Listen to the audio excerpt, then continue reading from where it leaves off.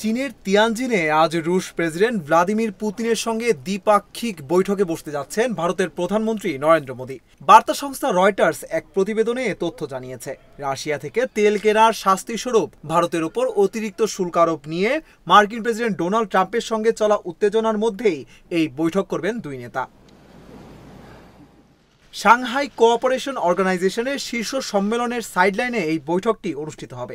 একে ভারত রাশিয়ার বন্ধুত্বকে আরও শক্তিশালী করা এবং আঞ্চলিক সহযোগিতা কৌশলের জন্য অত্যন্ত গুরুত্বপূর্ণ বলে মনে করছে দেশ দুটি।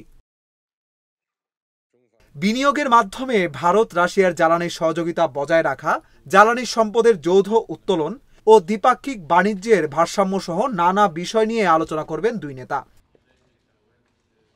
এর আগে ২০২৪ সালের অক্টোবরে রাশিয়ার কাজানে ব্রিক্স শীর্ষ সম্মেলনের ফাঁকে বৈঠক করেছিলেন পুতিন ও মোদি।